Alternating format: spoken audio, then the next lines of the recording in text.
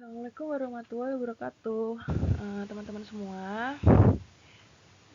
Sebelumnya saya perkenalkan diri saya Adelia Pradita, mahasiswa S1, mahasiswa RPL S1 Akuntansi Universitas NU Surabaya, Unsa, dengan nomor NIM 33302222001. Nah, dalam kali ini saya perkenankan saya untuk mempresentasikan mata kuliah auditing 1 yaitu bab 2 mengenai aturan internal profesi dan tanggung jawab hukum yang diampu oleh Ibu dosen Ibu Dina Anggraini. Oke, langsung saja teman-teman, materi di bab 2 ini yang kita bahas yaitu yang pertama kode etik, kedua standar profesi, yang ketiga makna perubahan standar audit, yang keempat penekanan pada resiko, kelima standar berbasis prinsip, kemudian selanjutnya keenam pengukuran berkesan eksak, selanjutnya ketujuh ada pengendalian internal atau internal control, kedelapan ada pengendalian mutu, kesembilan ada pengembangan profesional berkelanjutan, ke-10 ada ROSC, temuan PPAJP, ke-11 ada litigation culture, dan yang ke-12 adalah SRS dan tanggung jawab hukum. Langsung saja kita masuk ke materi pertama, yaitu kode etik. Nah, teman-teman udah pada tahu ya, etik itu berasal dari kata etika. Kalau etika sendiri berasal dari bahasa Yunani, yaitu ada dua kata, ethos dan mores. Ethos sendiri itu berarti karakter. Kalau untuk mores atau moralitas, artinya kebiasaan. Nah, kalau etika sendiri artinya seperangkat prinsip moral atau nilai yang berterima umum atau diterima di masyarakat. Kalau perilaku beretika adalah perilaku yang diterima umum dalam masyarakat dan diperlukan untuk membuat kehidupan bermasyarakat berfungsi dengan baik. Nah, untuk etika profesional, sekarang kita masuk ke etika profesional. Diterbitkan oleh organisasi profesi, ya termasuk akuntan ini juga organisasi profesi ya teman-teman. Nah, itu fungsinya untuk mengatur perilaku anggota di dalamnya dalam menjalankan praktik profesinya dalam masyarakat. Nah, kata profesional itu apa sih? Kata profesional itu bermakna kita menjalankan tugas dan tanggung jawab lebih dari yang dilakukan oleh kebanyakan orang, atau lebih dari tuntutan hukum dan peraturan. Profesionalisme itu untuk apa? Nah, profesionalisme itu diperlukan dalam membangun kepercayaan publik terhadap kualitas jasa dan profesi. Oke, terus kita langsung masuk ke dalam materi, yaitu kode etik. Kode etik dapat bersifat global, seperti yang dikeluarkan oleh International Ethics Standards for Accountant, atau disingkat IESBA, atau nasional. Kalau nasional yang mengeluarkan IAPI, Institut Akuntan Publik Indonesia, atau biasa disingkat IAPI, yang bisa ditegaskan dengan kode etik KAP, Kantor Akuntan Publik. Nah, kode etik dalam Handbook of the Code of Ethics for Professional Accountant dibuka dengan kalimat berikut. Ciri istimewa profesi akuntansi ialah pengakuan akan tanggung jawab untuk bertindak atas nama kepentingan umum. Oleh karenanya, tanggung jawab akuntan profesional tidaklah semata-mata untuk memuaskan kebutuhan klien atau pegawainya. Nah, kode etik terdiri dari 3 bagian berikut. Yang pertama, prinsip-prinsip dasar etika profesi akuntansi. Yang kedua, prinsip-prinsip dasar yang diterapkan untuk akuntan profesional dalam praktik publik atau akuntan publik. Dan yang ketiga, prinsip-prinsip dasar yang diterapkan untuk akuntan profesional dalam bisnis akuntan internal. Nah, kapan sih prinsip-prinsip dasar mengenai kode etik menjadi kerangka konseptual dan wajib diterapkan akuntan? Yaitu ketika A. Mengidentifikasi ancaman terhadap kepatuhan atas prinsip-prinsip dasar. Kemudian selanjutnya mengevaluasi seberapa signifikannya ancaman yang diidentifikasi. Dan yang ketiga, melakukan pengamanan untuk mengeliminasi atau menekan ancaman ke tingkat yang dapat diterima.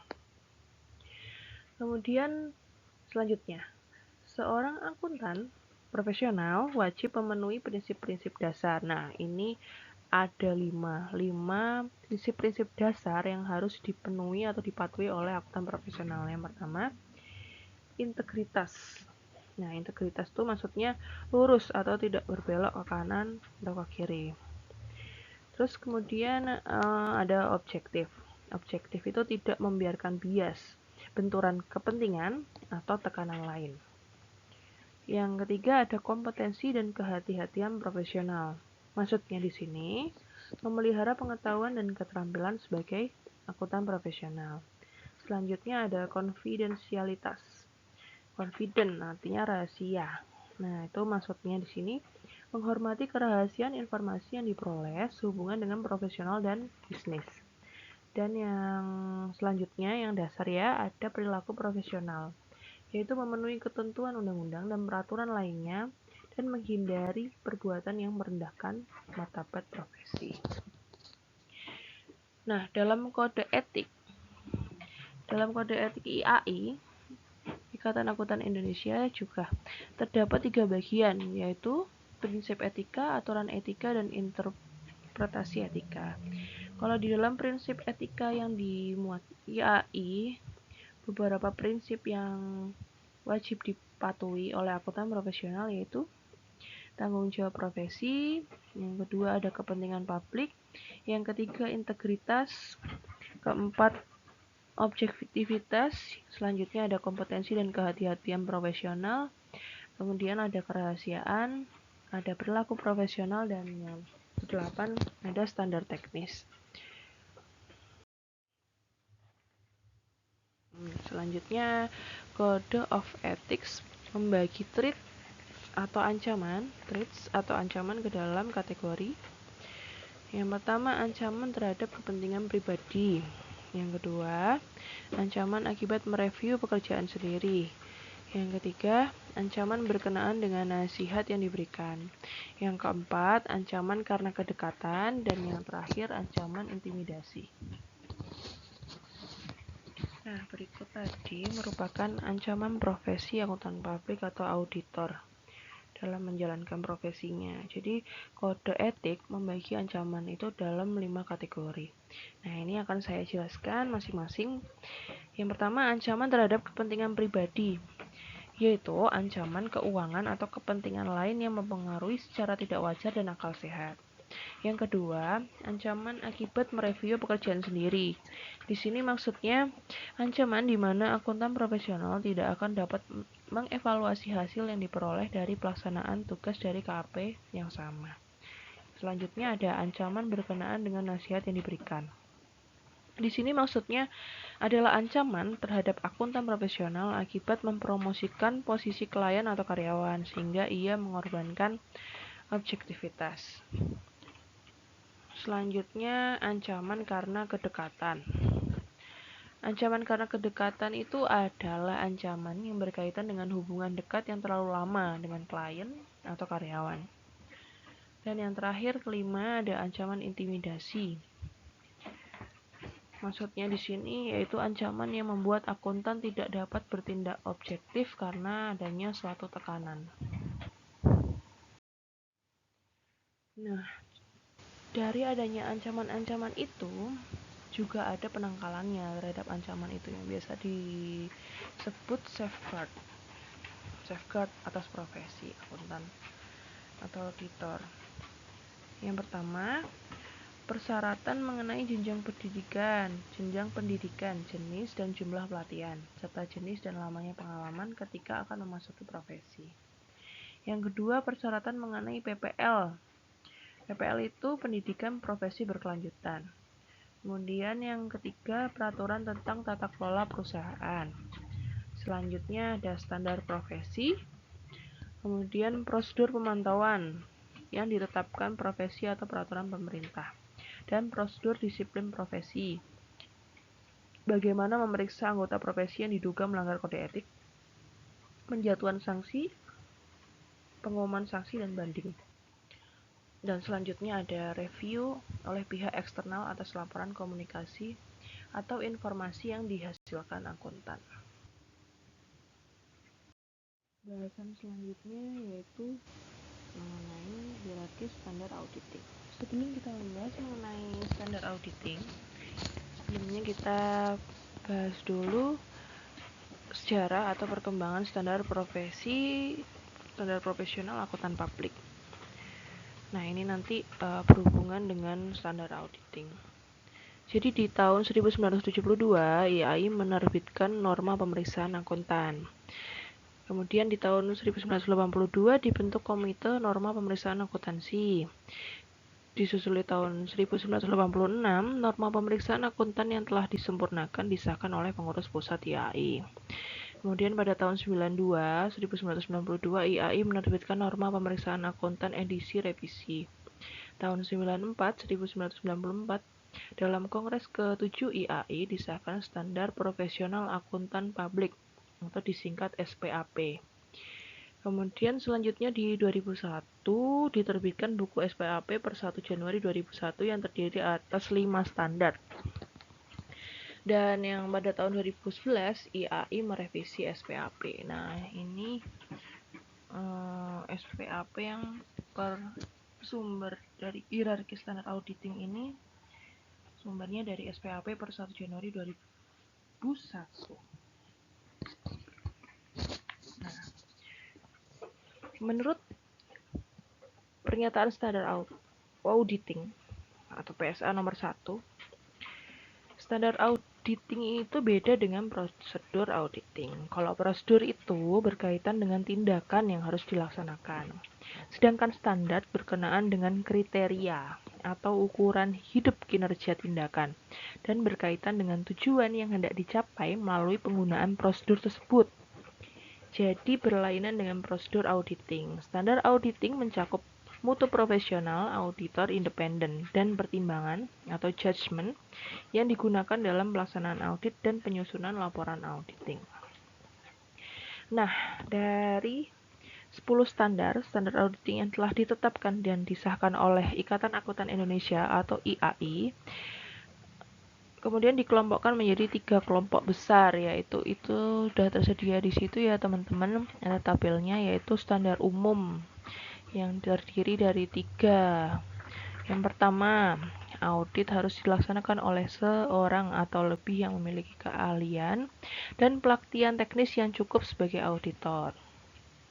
Yang kedua, dalam semua hal yang berhubungan dengan perikatan, independensi dalam sikap mental harus dipertahankan oleh auditor. Yang ketiga, dalam pelaksanaan audit dan penyusunan laporannya, auditor wajib menggunakan kemahiran profesionalnya dengan cermat dan saksama. Itu tadi standar umumnya. Kemudian selanjutnya standar pekerjaan lapangan. Yang pertama, pekerjaan harus direncanakan sebaik-baiknya dan jika digunakan asisten harus disupervisi dengan semestinya.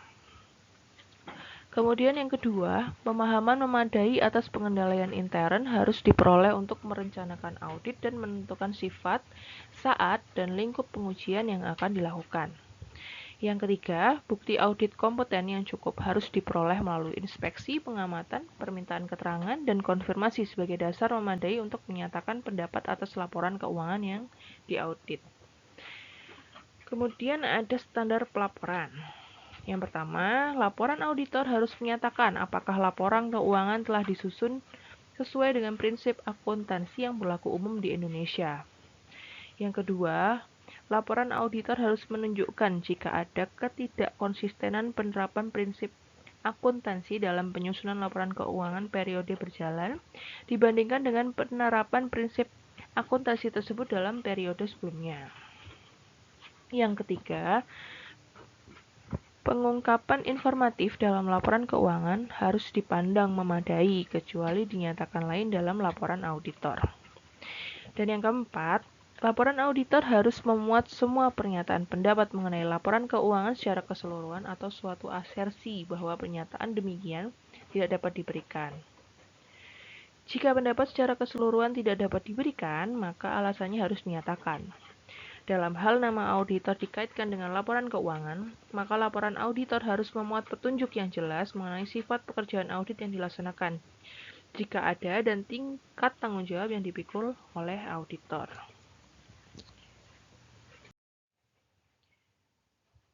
Nah, standar profesi, standar audit berbasis ISA.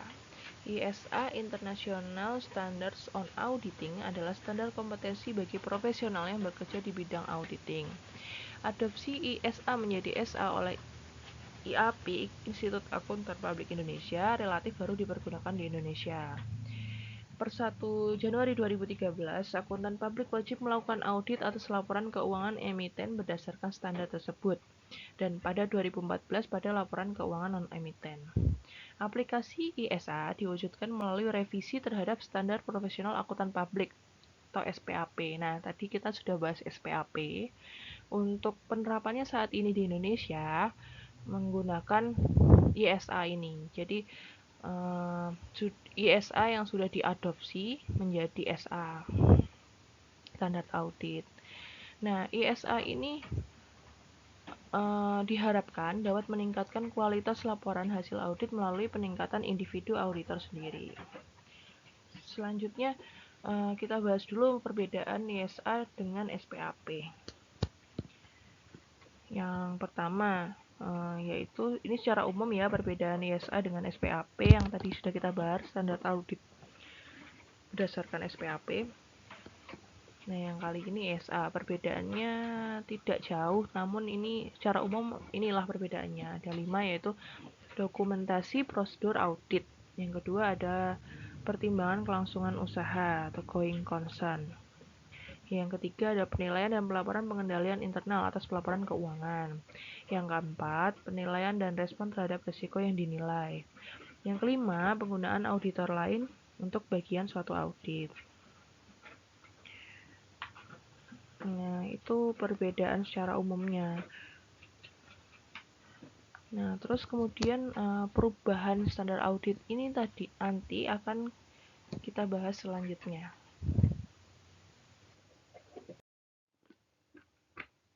Teman-teman, kita akan bahas mengenai perubahan standar audit, makna perubahan standar audit. Nah, makna perubahan standar audit itu ya ada 7. Yang pertama, penekanan pada risiko. Yang kedua, standar berbasis prinsip. Ketiga, pengukuran berkesan eksak. Selanjutnya ada gunakan kearifan profesional. Selanjutnya lagi ada senantiasa terapkan kewaspadaan profesional. Kemudian ada pengendalian internal atau internal control, dan yang terakhir ada discharge with governance atau disingkat TJWG. Nah, kita akan membahas perubahan standar audit masing-masing. Yang pertama itu penekanan pada risiko. Audit berbasis ISA, International Standard Audit, tidak lain dari audit berbasis risiko. SPAP tidak mengabaikan juga aspek risiko. Istilah seperti inherent risk, control risk, detection risk, dan audit risk juga dikenal atau sudah dikenal dalam SPAP sebelumnya. Hal yang berbeda di sini yaitu tekanan yang sangat besar pada risiko dalam setiap tahapan audit. Nah, tahap pertama yaitu risk assessment atau penilaian risiko. Tahap kedua adalah risk response atau respon terhadap risiko, dan yang tahap ketiga adalah pelaporan.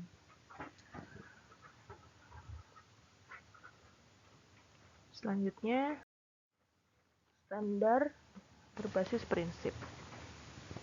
Standar-standar terbitan IFAC adalah standar berbasis prinsip, Principles Based Standard, yang merupakan perubahan dari SPAP sebelumnya yang berbasis aturan atau Rules Based Standard. Perubahan ini sangat signifikan. Filsafat dasar dalam standar berbasis prinsip ialah ada 4, yaitu yang pertama, ketahui tujuan yang ingin dicapai. Yang kedua, kenali lapangan dengan baik. Yang ketiga, ketahui apa yang wajib dilakukan agar audit sesuai dengan standar dan auditnya bermutu. Yang keempat, senantiasa waspada, gunakan professional judgment untuk mencapai tujuan. Nah, perbedaan standar berbasis prinsip dan berbasis aturan yaitu terdapat 2 sifat yang membedakan standar berbasis prinsip dan aturan, yaitu standar berbasis aturan sangat rumit dan memberi kesan eksak atau tepat. Dan yang kedua, standar berbasis aturan mengekang kearifan profesional. Nah, itu perbedaannya. Kemudian kita masukin makna perubahan standar audit yang yaitu pengukuran berbasis eksak. Nah, penganutan standar berbasis aturan tadi sudah disampaikan, terkesan rumit atau eksak. ISA yang mengandung standar berbasis prinsip tidak mengabaikan model-model matematis. Jadi dia tidak mengabaikan model-model matematis. Namun, di ISA, International Standard Audit, memberikan keleluasaan menerapkan kearifan profesional, terutama jika model matematis itu menimbulkan keraguan-raguan yang besar.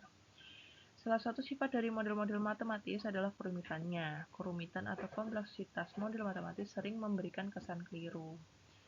Nah, itu tadi teman-teman. Kalau perubahannya di pengukuran berbasis eksak. Selanjutnya, kita bahas makna perubahan poin 4, pengendalian internal atau internal control. International Standard Audit menjadikan sistem pengendalian internal suatu kewajiban yang harus dipenuhi entitas. Entitas wajib menetapkan, membangun, memelihara, dan mengimplementasikan lingkungan dan sistem pengendalian internal. ISA juga mewajibkan auditor menilai, menggunakan hasil penilaiannya, dan mengkomunikasikan kelemahan lingkungan dan sistem pengendalian internal. Pengendalian internal merupakan perubahan mendasar dalam standar audit dan bagian yang tidak terpisahkan dari audit berbasis risiko.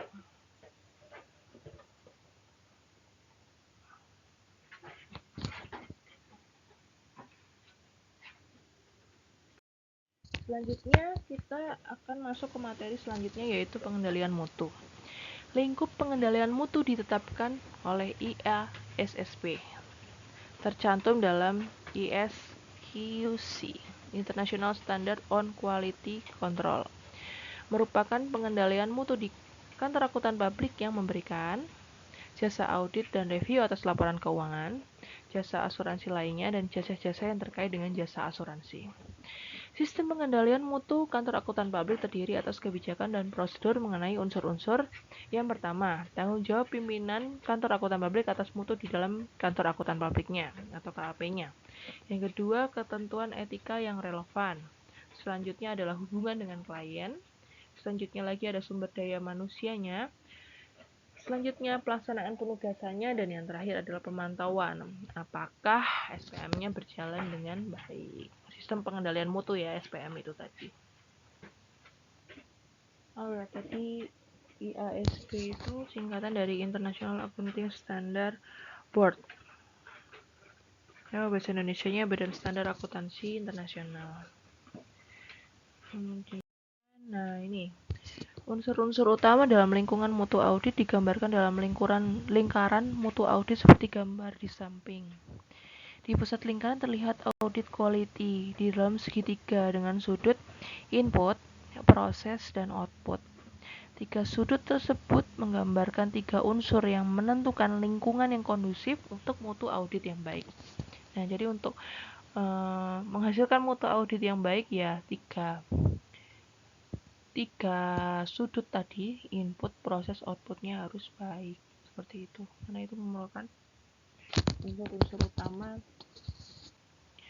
dalam lingkungan mutu audit. Nah, teman-teman bisa lihat ya di situ. Bahasan selanjutnya yaitu mengenai pengembangan profesional berkelanjutan atau yang bisa disingkat PPL. PPL yang akan dibahas merupakan istilah terjemahan dari Continuing Professional Development, pengembangan berkelanjutan profesional. Tujuannya apa sih? Tujuannya untuk memberikan jasa-jasa dengan mutu yang tinggi kepada masyarakat melalui pelaksanaan tugasnya yang kompeten. Nah, dengan adanya pengembangan profesional berkelanjutan, perlu disertai penerapan pengetahuan dengan kearifan profesional dan sikap yang objektif. Program pendidikan lanjutan atau PPL, bagian yang tidak terpisahkan dari kehidupan profesi manapun selama seseorang aktif dalam profesinya. Kemudian PPL adalah kegiatan belajar yang mengembangkan dan memelihara kemampuan seorang akuntan profesional melaksanakan tugasnya dengan kompeten.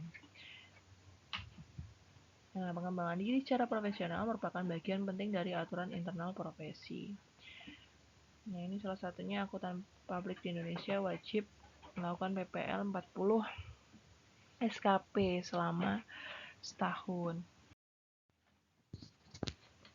Nah, selanjutnya kita membahas mengenai apa ya penyebab akuntan publik berhadapan dengan tuntutan hukum. Dalam Undang-Undang Angkutan Publik Nomor 5 Tahun 2011 menyebutkan dalam salah satu pasalnya, akuntan publik bisa dikenakan sanksi pidana jika terbukti terlibat tindak pidana. Nah, ini sudah terdapat di dalam Undang-Undang Angkutan Publik. Kemudian kita masuk ke dalamnya, apa sih penyebabnya sehingga akuntan publik atau auditor bisa dituntut secara hukum? Yang pertama, yaitu ketidakpatuhan atau pelanggaran undang-undang. Selanjutnya, undang-undang yang dilanggar bisa undang-undang negara lain. Jadi nggak cuma undang-undang di Indonesia aja ya, undang-undang negara lain juga bisa. Karena dilanggar terus bisa dituntut secara hukum auditor atau akuntan publik itu.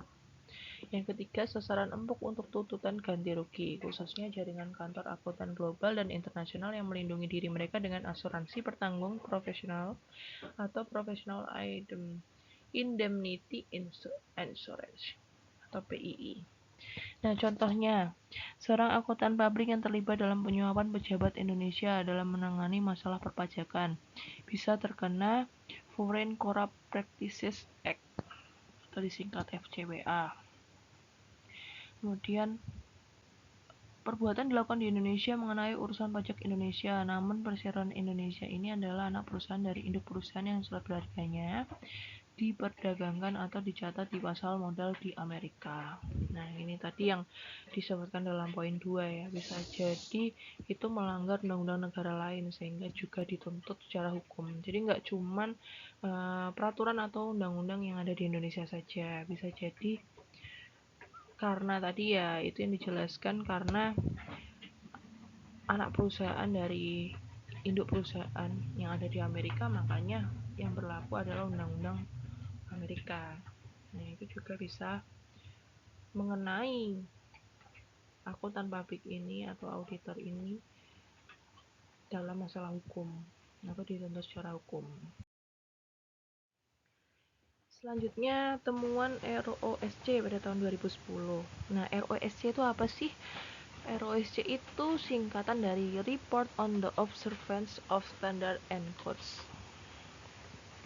Laporan Bank Dunia tahun 2010 disingkat ROSC. Tentang akuntansi dan auditing membuat catatan tentang kualitas akuntan publik di Indonesia. ROSC 2010 tersebut berisi wawancara dengan PPAJP pada Kementerian Keuangan. PPAJP menemukan bahwa dari KAP yang ada lebih dari 400 di Indonesia, hanya sedikit yang mampu memenuhi standar audit dengan baik. Nah, ada kesenjangan dalam kepatuhan terhadap standar atau biasa disebutnya itu bahasa Inggrisnya compliance gap. Kita akan bahas compliance gap kantor akuntan publik. Apa aja sih compliance gap kantor akuntan publik? Nah, yang pertama yaitu banyak auditor tidak melakukan audit planning dengan baik. Yang kedua, banyak dokumentasi yang diperlukan tidak disiapkan. Bahkan, meskipun proses audit dilakukan dengan benar, dokumentasi yang seharusnya mendukung hasil audit tidak lengkap. Yang ketiga, banyak auditor tidak berupaya mendeteksi manipulasi atau fraud. Yang selanjutnya ada banyak auditor tidak memeriksa asumsi going concern yang digunakan oleh manajemen. Selanjutnya lagi, banyak auditor tidak menerapkan prosedur untuk mengenal, menilai, dan menanggapi risiko salah saji yang material, misalnya yang timbul akibat hubungan istimewa atau related party transaction. Auditor seringkali menerima begitu saja penilaian manajemen. Selanjutnya, auditor juga sering menerima begitu saja penilaian auditor lain.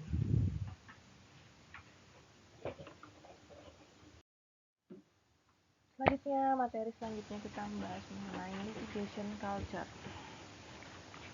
Bahasa Indonesia-nya budaya litigasi. Budaya litigation Tadi kita membahas mengenai budaya litigation ya teman-teman, budaya litigasi. Nah, ini pendapat para pakar terkait litigious society, masyarakat menuntut. Nah, tadi kita sudah disebutkan untuk masyarakat Indonesia sendiri bukan merupakan masyarakat yang menuntut, budayanya bukan budaya menuntut. Seperti itu. Nah, ini pendapat para pakar terkait budaya menuntut, masyarakat yang mengimplementasikan budaya menuntut. Nah, pakar Amerika Serikat menyampaikan pendapatnya, itu kehebatan sistem hukum di negaranya dengan 3 adjektif: accessible, predictable, dan not corrupt. Kayak nggak korupsi, bisa diprediksi. Nah, butir ini yang harusnya ada di hukum Nusantara atau hukum di Indonesia. Kemudian selanjutnya, keyakinan orang Amerika pada umumnya yaitu hormati aturan. Yang ketiga, ia menganggap tuntut menuntut adalah budaya. Nah, kalau untuk masyarakat Amerika, tuntut menuntut itu adalah budaya. Terus selanjutnya, masyarakat merangkul hukum untuk menyelesaikan masalah di antara mereka. Nah, itu tingkat kesadaran hukum mereka sangat tinggi, sehingga budaya litigus atau budaya litigasi atau budaya tuntut menuntut itu merupakan budaya mereka. Jadi masyarakat itu udah biasa dengan adanya tuntut menuntut seperti itu, teman-teman. Kemudian selanjutnya di Inggris. Nah, pendapat pakar dari Inggris, pihak yang kalah wajib membayar fee untuk dirinya dan untuk pihak yang menang, singkatnya legal fee. Jika kasusnya berat dan ada risiko untuk kalah, pihak yang benar sekalipun memilih untuk tidak menuntut. Sistem di UK itu sendiri tidak mendukung tuntutan yang remeh-temeh. Jadi maksudnya di UK atau di Inggris itu tuntutan itu nggak yang kasus-kasus kecil, atau maksudnya bukan tuntutan hukum dengan kasus-kasus kecil, tapi tuntutan yang bahkan kasus yang berat pun itu belum tentu tuntut menuntut. Jadi bukan budayanya tidak seperti Amerika ya teman-teman. Kalau Amerika tadi itu udah merupakan budaya. Kalau di UK ini mungkin ada tuntutan tapi kasusnya nggak banyak seperti itu. Kemudian di Jepang, penjelasan pakar Jepang. Nah, kalau Jepang itu ya Jepang bukan masyarakat yang suka tuntut menuntut atau litigasi. Pertama, sifat orang Jepang pada umumnya menghindari konfrontasi dan tidak suka masalah internal dibuka kepada publik dan diselesaikan orang luar. Yang kedua, masalah sistemis dengan prosedur hukum perdata dan hukum dagang yang dikritik sebagai tidak efisien dalam artian waktu. Bahkan dalam bagian lain dari tulisan mereka menyatakan bahwa pengacara Jepang sangat kesulitan meyakinkan klien mereka melakukan tuntutan hukum sekalipun peluang untuk memenangkan perkaranya sangat tinggi. Jadi masyarakat Jepang tidak berbudaya litigasi atau tidak berbudaya tuntut menuntut. Selanjutnya kita bahas mengenai SRS dan tanggung jawab hukum. Self-regulation organization dan self-regulation system adalah salah satu ciri organisasi profesional.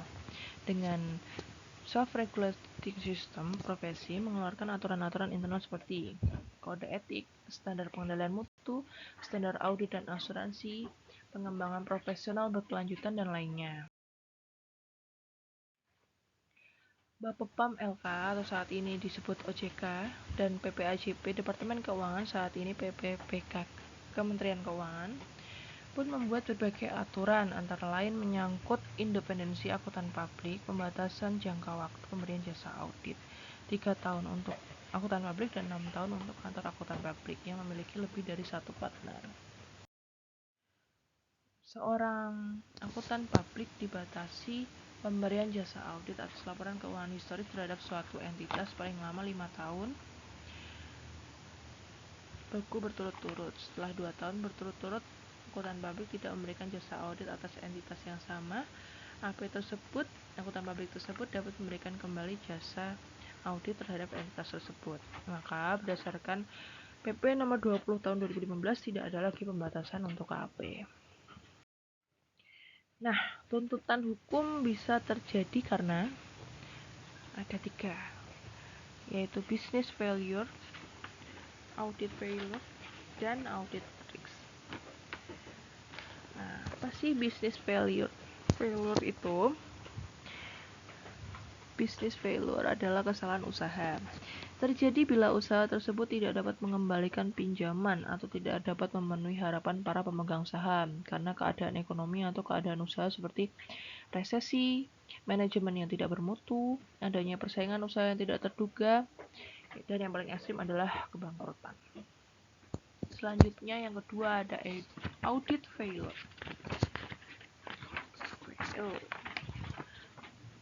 Nah, maksudnya di sini adalah kesalahan audit. Nah, itu terjadi ketika auditor mengeluarkan pendapat audit yang salah karena tidak memenuhi syarat yang tercantum pada standar audit yang diterima atau General Accepted Auditing Standard.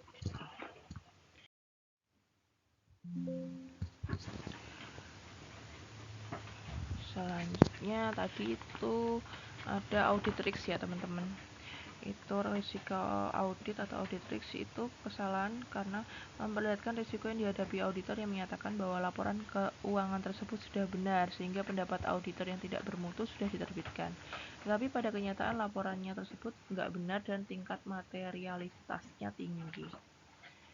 Selanjutnya, jenis pelanggaran oleh kantor akuntan publik dapat dibedakan menjadi ordinary negligence, gross negligence, constructive fraud, dan fraud.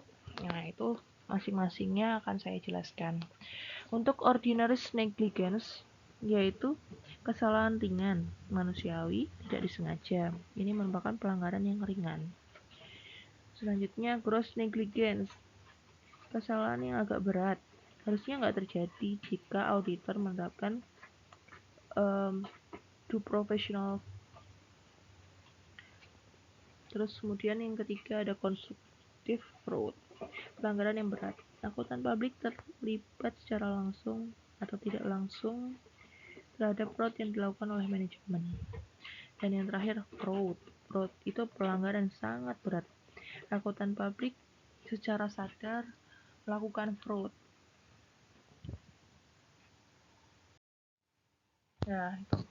Dalam prakteknya, auditor dapat diseret ke meja hijau atau mendapat tuntutan hukum. Nah, asal tuntutan hukumnya itu bisa dari beberapa pihak ini. Yang pertama yaitu kliennya, yang kedua yaitu investornya atau calon investor, yang ketiga dari OJK, yang keempat bisa dari PPPK Kementerian Keuangan, selanjutnya bisa dari Bank Indonesia, dan yang terakhir bisa dari pengguna laporan keuangan yang membaca laporan keuangan itu. Nah, istilah meja hijau itu dapat berupa di luar atau di dalam pengadilan, arbitrase atau profesi. Yang kedua, pengadilan perdata, pidana, dan pengadilan administrasi. Dan atau yang ketiga, pengadilan di Indonesia atau di luar Indonesia. Nah, kita itu teman-teman kan jarang banget nih lihat di Indonesia kasus-kasus tuntutan hukum para auditor gitu, atau para KAP atau para akuntan publik. Kenapa sih kok jarang dibahas atau jarang ada nih berita mengenai kasus-kasus tersebut? Yang pertama karena kelemahan penegakan hukum di Indonesia. Yang kedua, kasus itu nggak diselesaikan melalui jalur hukum.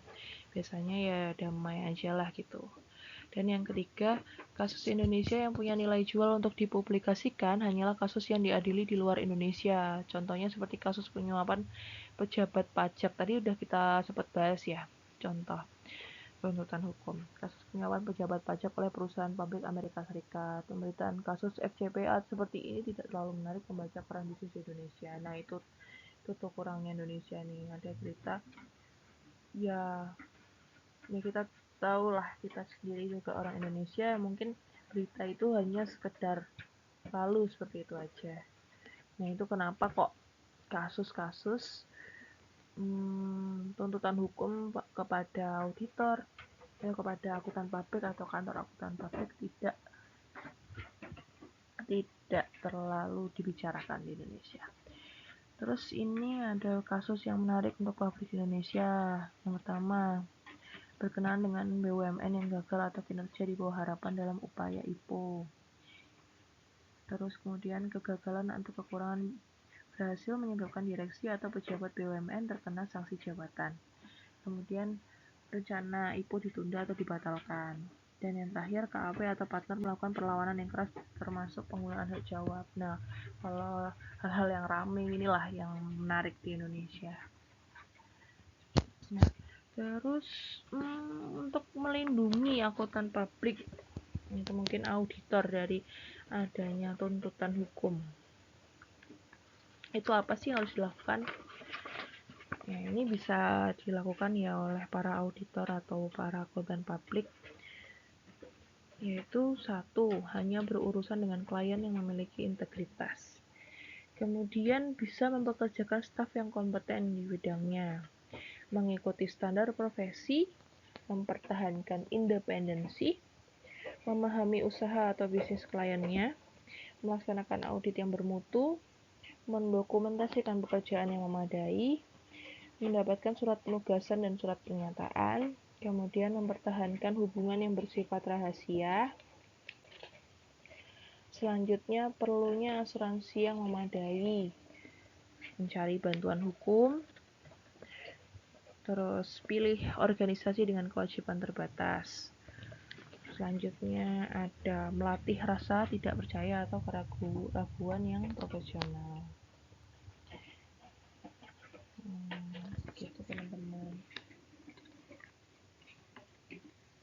Nah, utamanya kewajiban hukum bagi akuntan publik yang paling umum itu adalah kewajiban terhadap klien. Nah, tadi kan sudah disebutkan asal tuntutan hukum bisa dari klien. Paling banyak itu mungkin kita kan karena kewajiban hukumnya yang paling umum adalah kepada klien.